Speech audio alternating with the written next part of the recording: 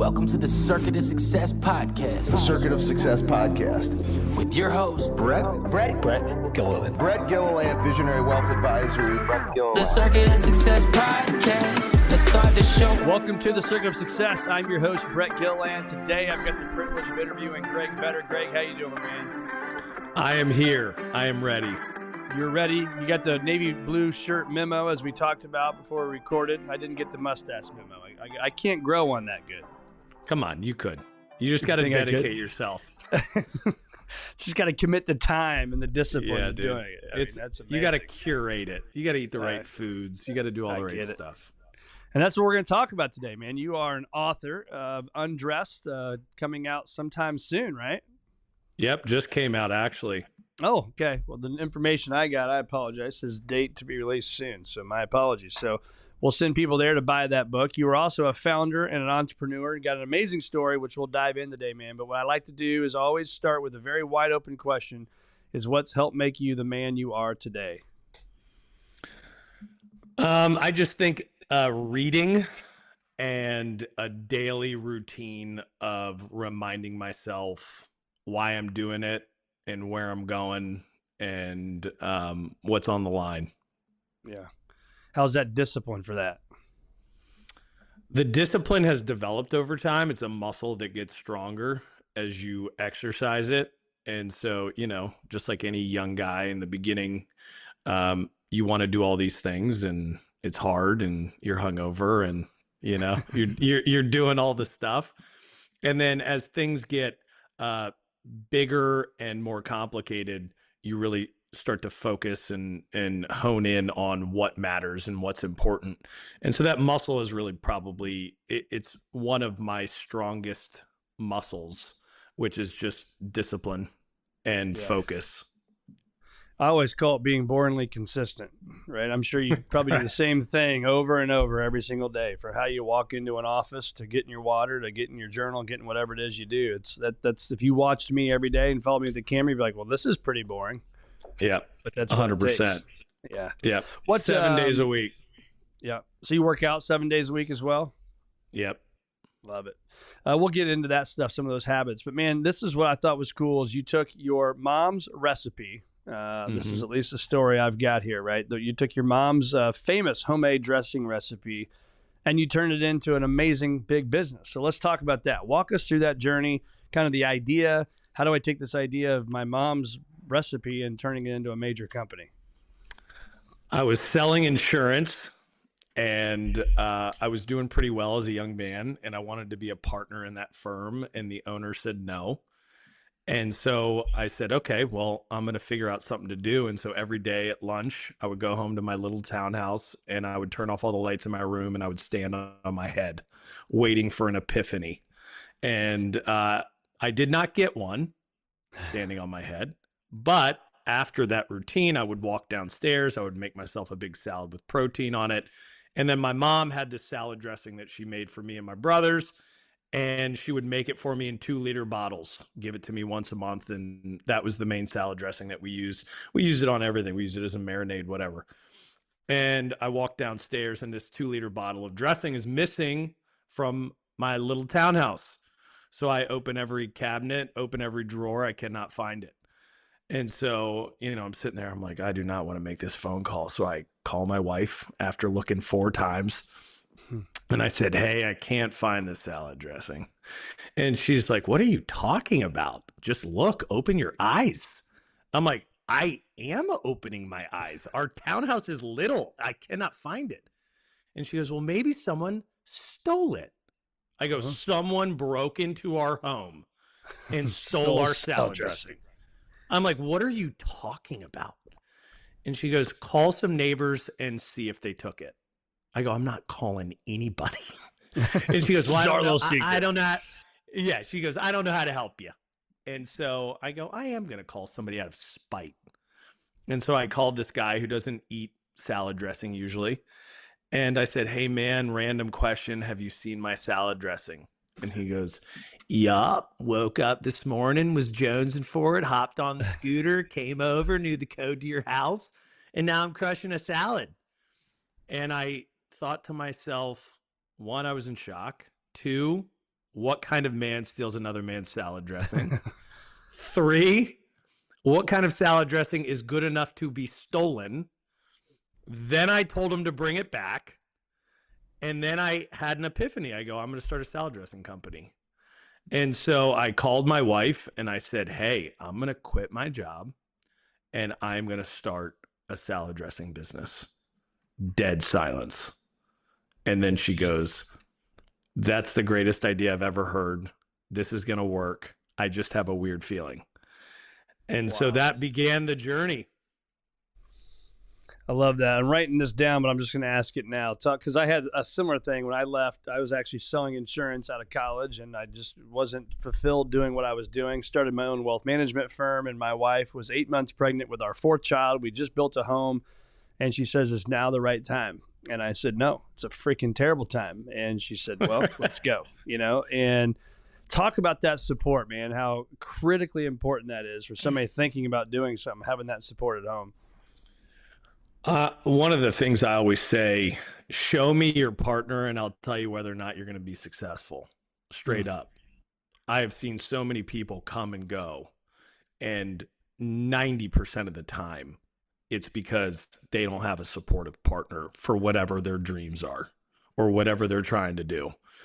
And it's the most important decision you will ever make. And obviously there's, for all of the reasons everybody assumes, but on the flip side, you don't understand the kind of micro emotional decisions and either support or lack of support that either compounds itself for positive or compounds itself for negative. Yeah. And that is kind of one of the most universal truths I think I've seen over my, 16 years of hustling different products. Yeah, I think the support is huge. I see it in the financial advisor space too, right? The most successful ones have the most successful support system at home, man. It's irreplaceable. But talk to us about this. So you don't just say, okay, I'm going to start a salad dressing company and fast forward, now you're successful, right? So let's spend some time on the grind and what you did and the risk you took and all the emotions through that whole roller coaster of entrepreneurship, as I like to call it. Let's talk about that.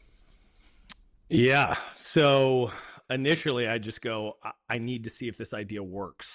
So I just started cold calling. I was very good at cold calling. Yeah. And so I was like, I'm just going to cold call grocery stores and I'm going to get an answer, or I'm going to take it to the point where they give me a real answer.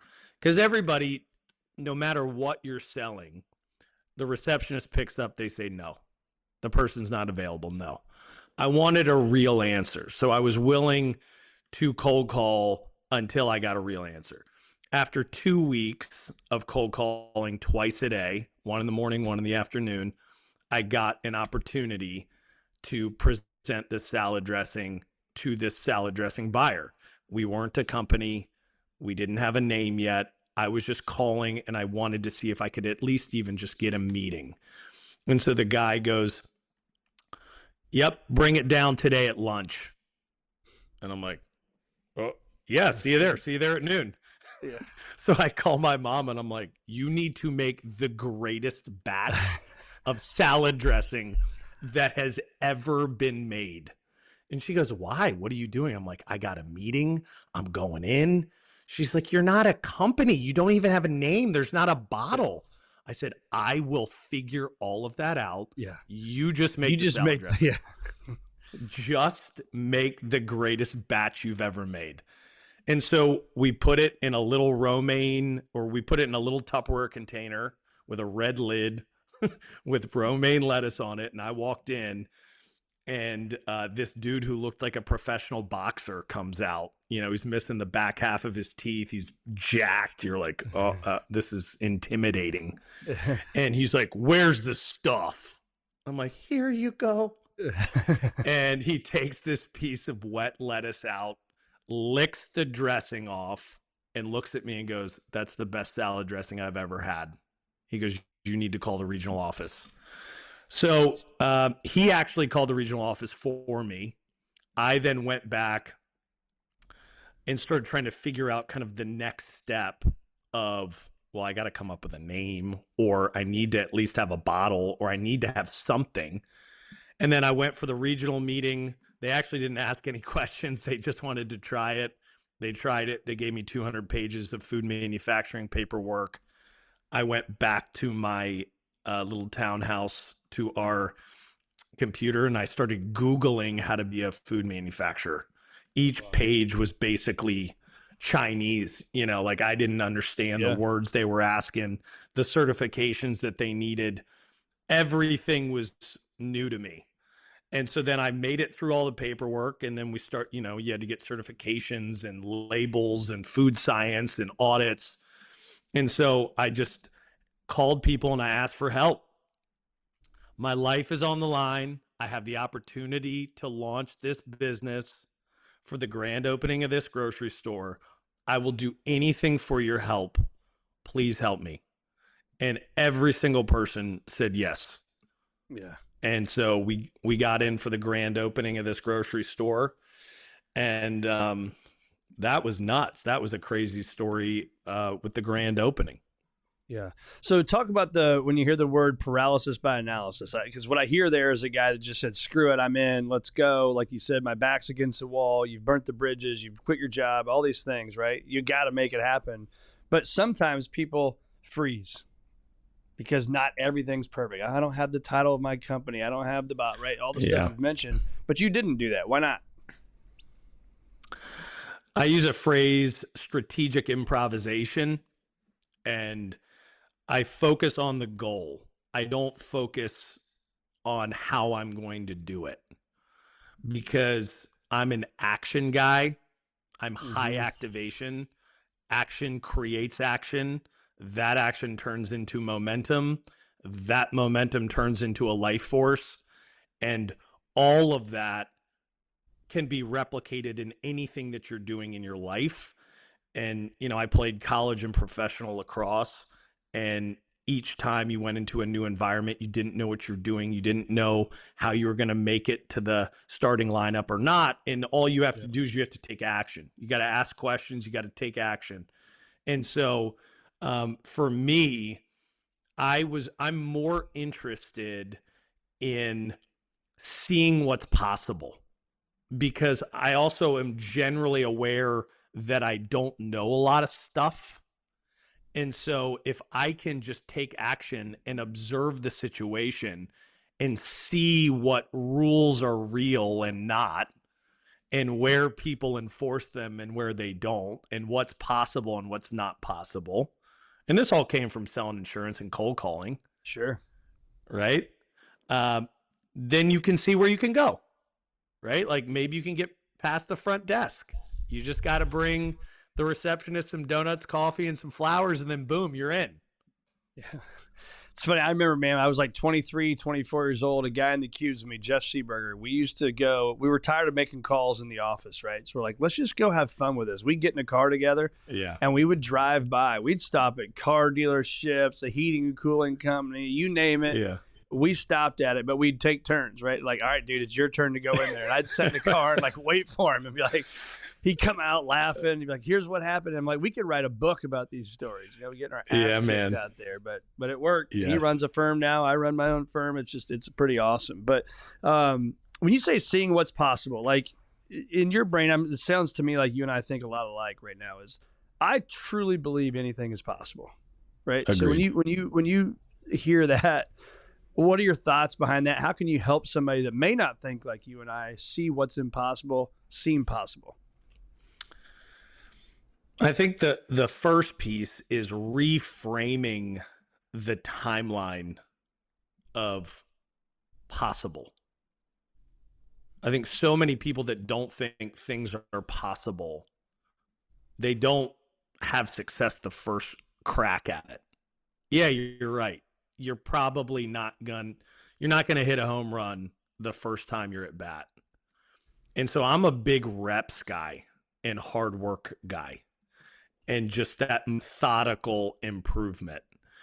And once you figure out how to do something, once you figure out how to learn something new, you can begin to implement that process into anything.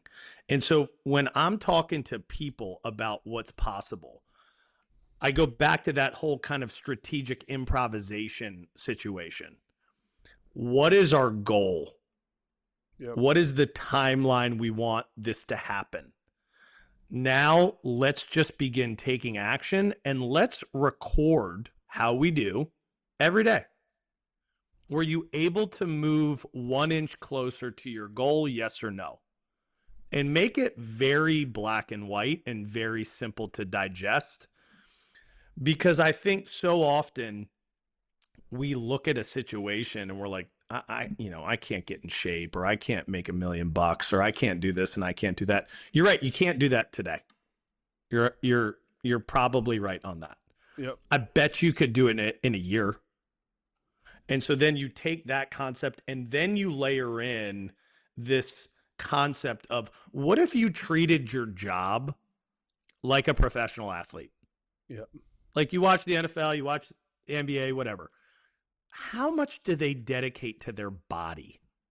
Yeah. What does their week look like? What time are they going to bed? How do they invest their resources? And I bet if you spent that much time on accounting, on plumbing, on anything, you would be smashing it. I guarantee you that. And so that's how I think about anything is possible. I love that.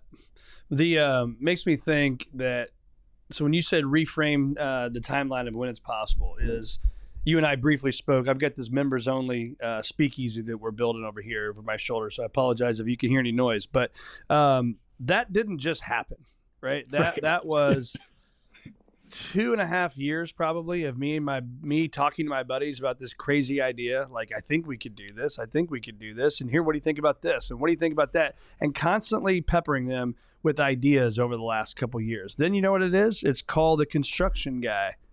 What's it going to cost, right? It's to your point, it's taking action, but you can start with the end in mind, but you just got to take action, man. And so when you hear me talk about going public, is that something you've done with ideas to kind of test it in the marketplace? I always test ideas. I have an idea creation process to see what's going to be a brand, what's going to be a new product. You come up with a stupid idea, it doesn't matter what it is. First thing I do is I do some preliminary research. Is this idea stupid? Yeah. Are other people doing it? If it looks like I can compete in the marketplace and do well, then what I start doing is I just start subtly dropping it as a potential idea. You know, it'd be cool if we could make this thing. Yeah. And see how people react. And they'd be like, dude, that'd be sick. Really? Huh. And I do it with a bunch of random people that are not like-minded. So a 50-year-old, a 20-year-old, a guy, a girl, an optimist, a pessimist, a conservative, a liberal. You know, you go through the whole thing. And it's like, so what are your thoughts on this random thing? And then when you start getting feedback, then you start going to the next step. Okay, idea is legit. How can I do it, and can I do it easily and efficiently? My first business was hard. We invented clean manufacturing. We started manufacturing plants. It was difficult. And I'm glad I did it because now I know how to do all of that. Yeah. But as I look at everything going on today, it's more, okay, is the brand relevant? Is the product relevant? Is our messaging relevant? How easy can we create this? How big is the market? And is this gonna be fun? And then you move on to the next stage.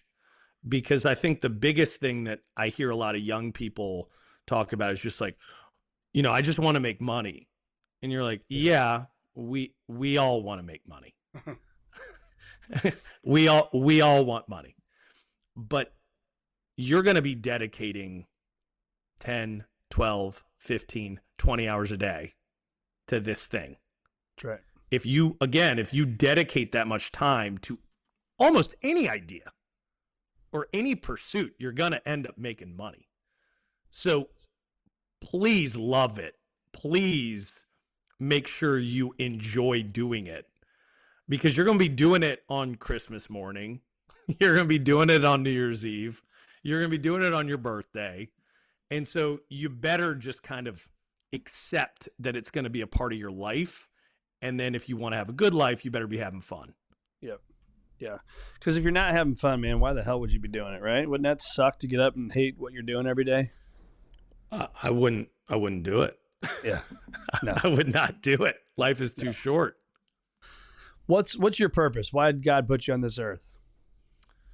You know, I think that great Mark Twain quote, the two most important days of your life are the day you're born, the day you find out why. Yeah. So initially, I don't know if I really knew. And I thought maybe it's to be an entrepreneur, or maybe it's to, be a great dad, or maybe it's a combination of those things. Once the business failed in an epic fashion, and I had to be confronted with my greatest fears and all of my failures. And then I decided to write a book on everything I learned and what I got out of it and how I turned it into success.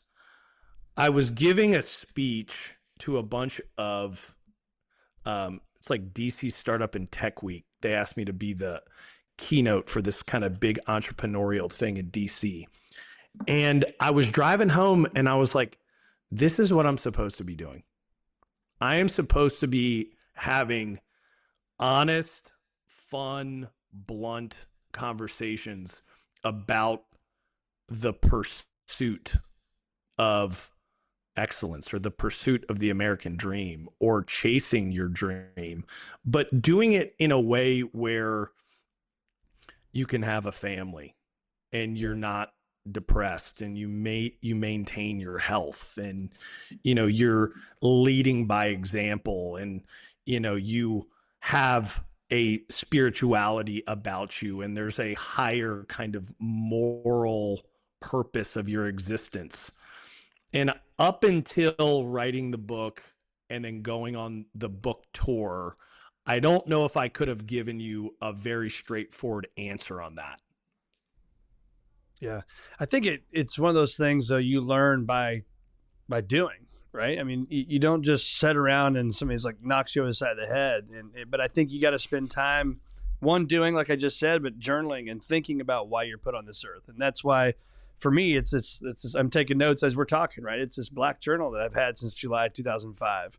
And, going through these and writing down ferociously. But I think, so mine, you can see it right here on this F greater than P. So that's achieving a future greater than your past. That is my personal mission. It's our firm's mission. It's helping somebody. Doesn't mean you had a bad past, but it means you want a future that's greater than your past. But then it's building and designing your life around that and surrounding yourself with amazing people. So talk about that, like how important a team was for you to build what you have built and will continue to build. Yeah, I think a couple critical pillars were absolutely necessary. My brothers were in business with me for a while and still are in some ventures. My wife was in business with us. We had an amazing chief product officer that was innovating and creating products that everybody loved. We had a great creative director who was bringing all of the brand stuff to life. And then the rest of it came down to growing through people. So having the right people with you at that stage of the journey, but then also understanding their capabilities and how far they can actually be a part of the journey, and then being honest enough to let them know, hey, this is the end. You're getting off at this stop.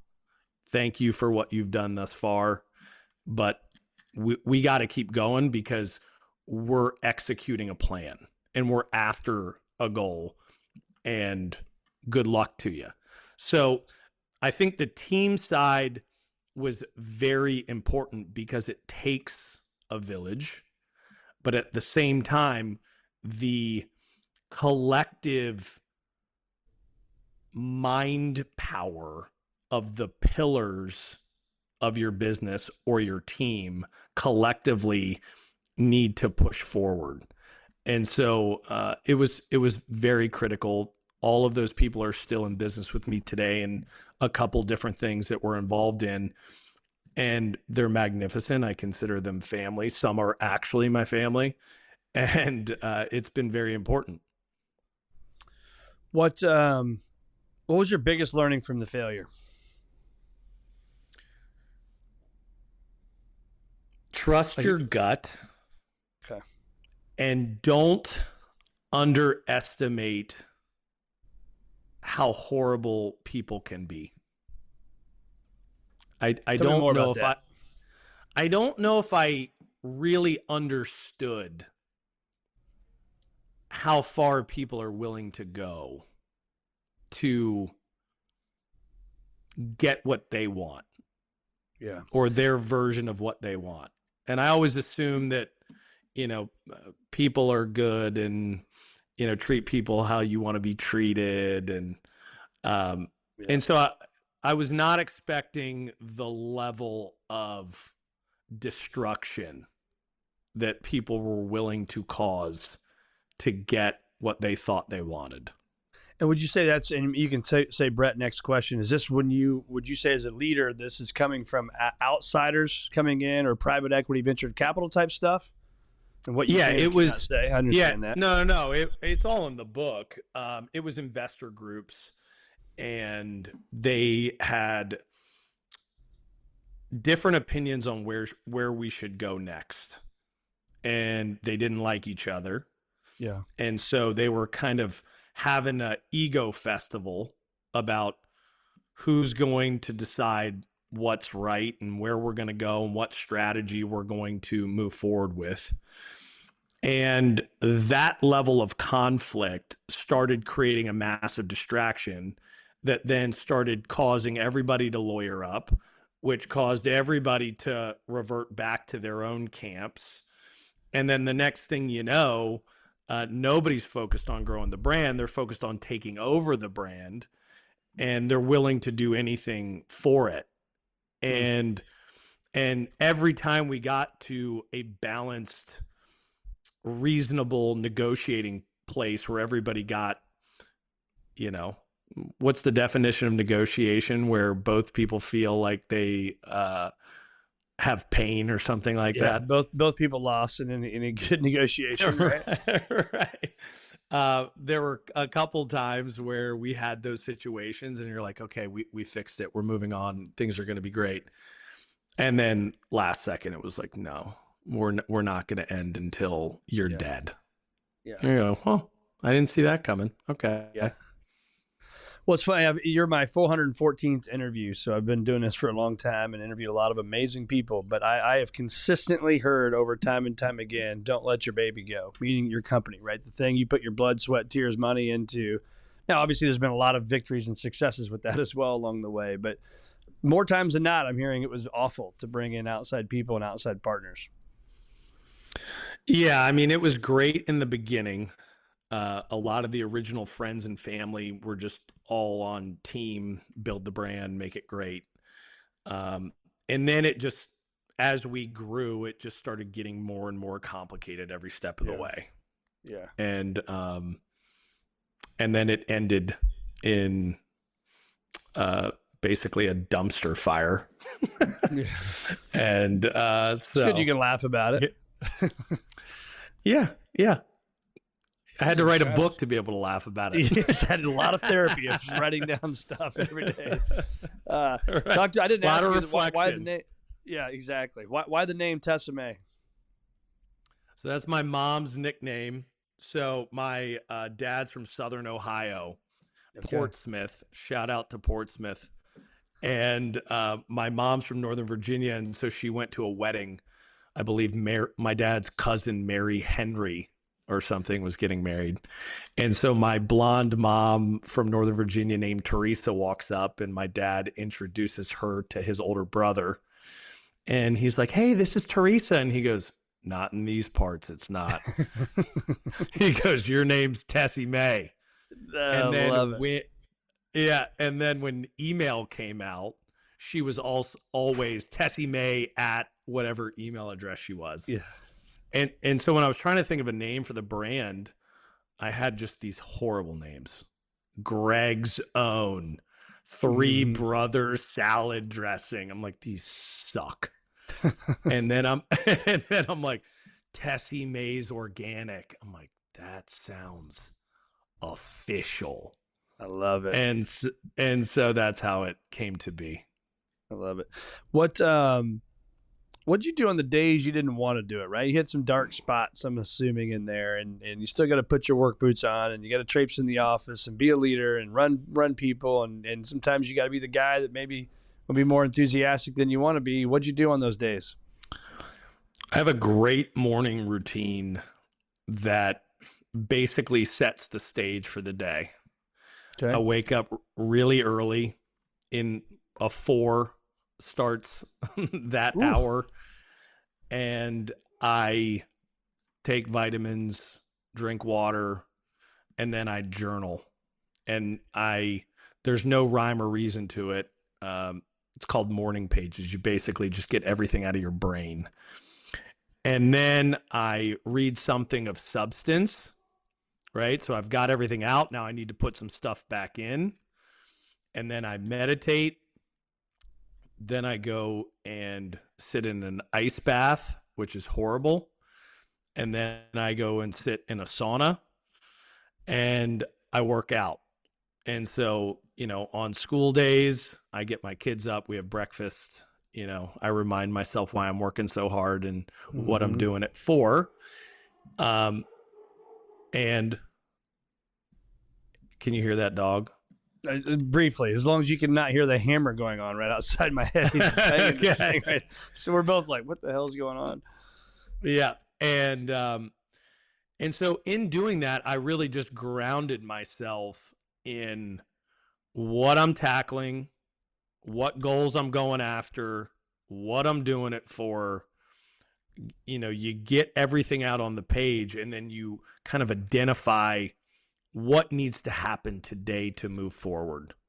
And so I never walked in with a negative face on. I never had negative energy.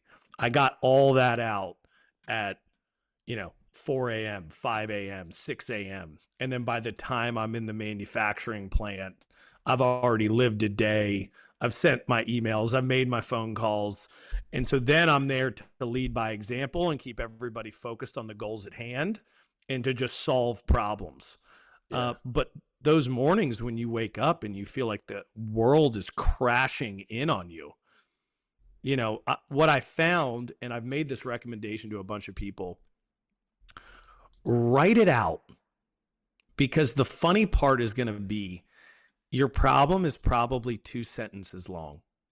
It takes up 100% of your brain.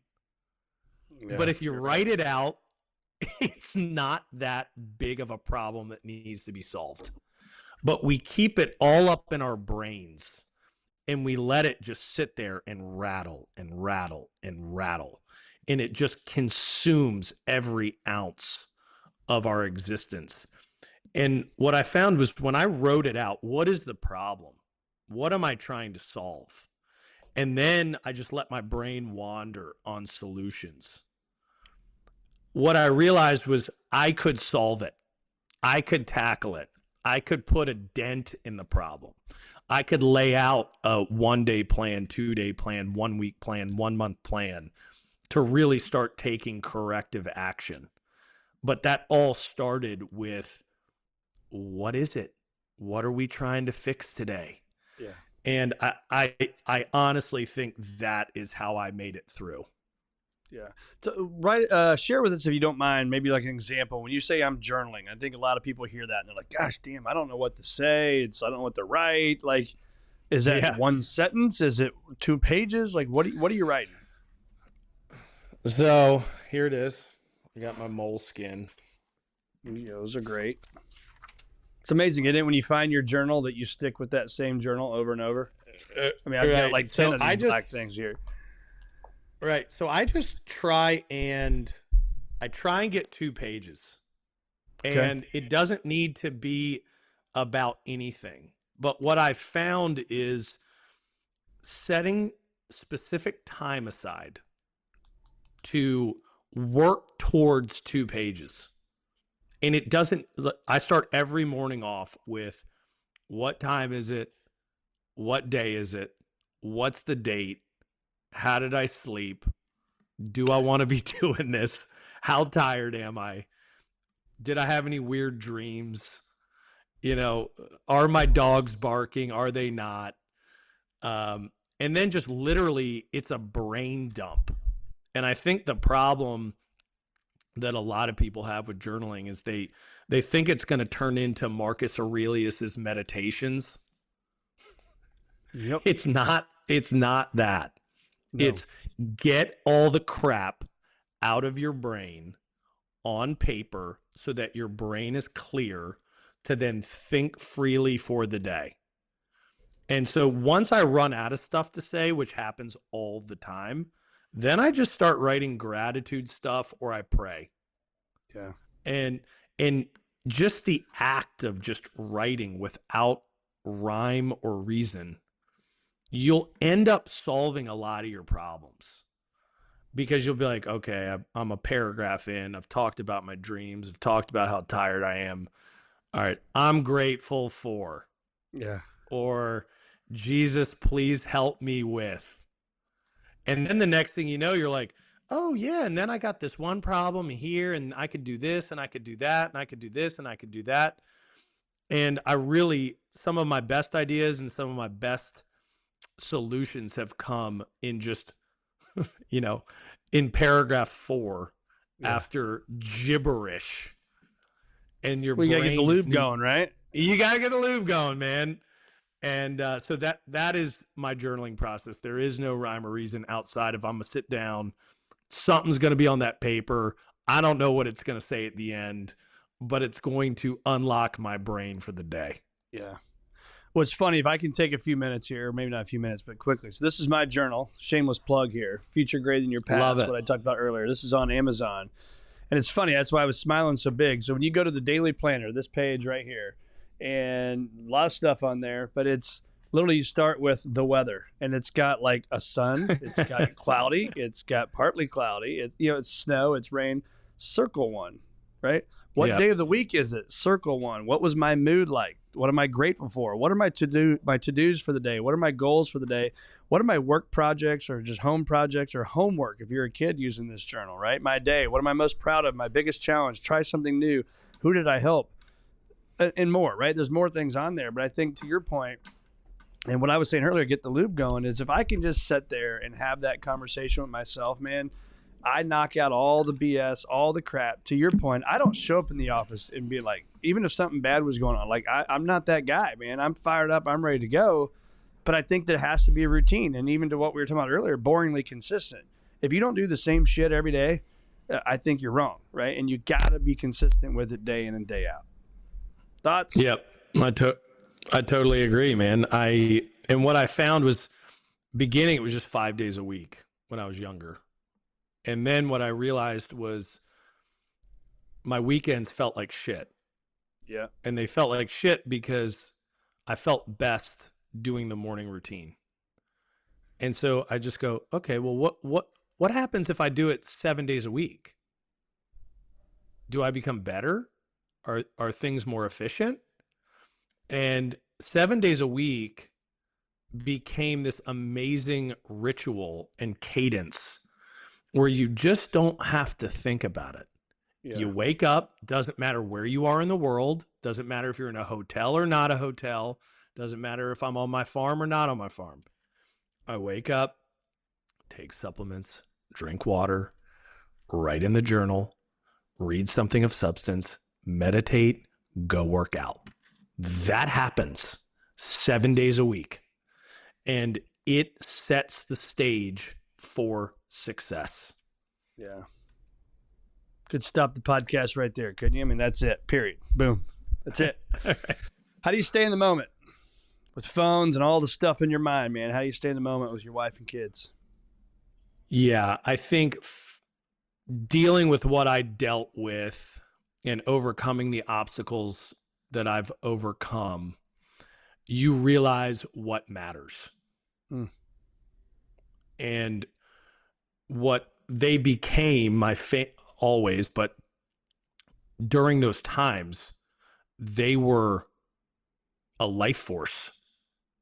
It was sunshine. And so the present became a discipline that I made for myself. I'm going to go on walks. I'm going to watch the sunrise. I'm going to watch it set. I'm going to have breakfast with my kids every day. I'm going to have dinner with them every night. Now, they're all in competitive sports, so we find a way to have an evening meal together or time together. And then I turn my phone off or I keep it away because I think I created this discipline of like, I am not going to sacrifice my children's love or attention because of X, Y, and Z. And so I just made little rules for myself.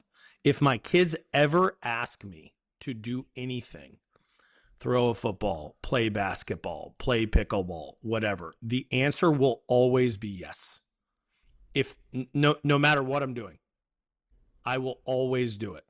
Yep. If they want to read with me, the answer's yes. If they ask me to lay with them in bed before they go to bed, the answer's yes.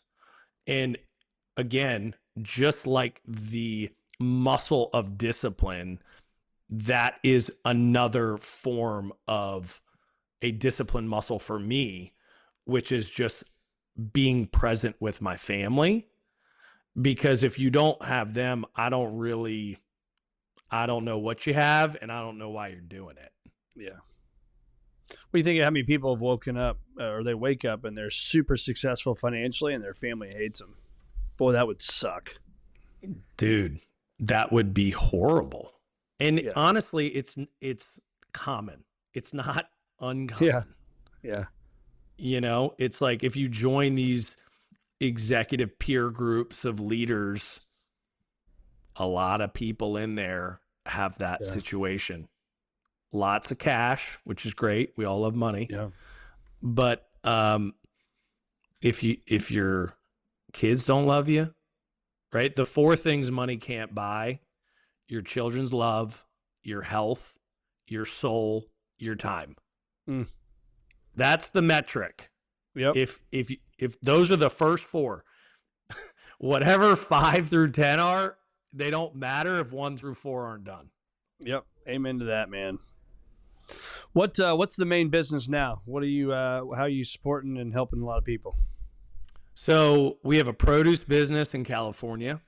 So we make a bunch of products for big grocery stores. We have a brand accelerator. So people come to us with ideas and we help them scale and fund and do all that stuff. We have a manufacturing business, dressings, sauces, spices, honey. And then we have a porta-john business, which is really funny and fun. The marketing's hilarious. It's called Tushies. I love it. And then we have an alcohol business that we're about to launch. And so we're super excited about that. It's going to be a fun brand. We're going to have a lot of fun with the marketing. Yeah. The product's really good. So, you know, a lot of different stuff. And then I do some CEO consulting stuff for people and coaching for some people on the side, which I didn't think I was going to end up doing, but some people called and asked me to do it. Yeah. And I enjoy doing it because I guess fortunately or unfortunately experienced a lot of shit. Right. And so that's it. And then take that. And then I coach a couple kids sports. You got my life in a nutshell. I love it. That's what I was doing last night. You know, some of these games, man, it was a 4:00 game yesterday. I'm like, what the hell? Like, kids pick up the kids at school and then drive straight to the game. And Tonight's game's at 5:30. Basketball season, so coaching a little basketball. Same. Well, this is awesome, man. 4 and 5. I got 4 and 5 today. Okay, yeah. How old are your kids? 14, 13, 10 and a half, and 8 turning 9. Okay. Boys, girls? Girl, boy, girl, boy. Okay. I'm 4 boys, and All right. so it's crazy. But what you were saying earlier about the kids, too, man, and putting your phone away or laying in bed with them, read with them, it's like, my oldest went to college this year. And so that's a different deal, right? That seat, now he's home for 40 days over Christmas break, like the longest break in the history of the world, it feels like. But which is awesome. It's great to have him home and have that seat right now back to being full at the dinner table. But it's weird, man. It's weird when they leave and you don't have that seat there. Or you go into a restaurant now and you ask for a table for 5, not 6. I'm like, this sucks. He's at University of Missouri, so he's Mizzou Tigers. Just beat the #1 team, Kansas, in basketball, so that was good. Cool. Yeah, man. So, but it's different but good. Yep. Well, where do our listeners find more of Greg Vetter, man? I'm on social media again for the first time in 7 years. So Instagram, GL Vetter, and then my personal website, gregoryvetter.com. And I'm on all the social channels now, so I'm embarking on that wonderful little journey. Never felt so old in my life. Right? Yeah. Well, this is awesome, man. We'll put a link to all your stuff, your websites, your book, everything that people can find you. Reach out to them, man. It's been awesome having you. Hang with me here while I hit finish. But thanks so much for being on the Circuit of Success, man. It's been awesome. Thank you.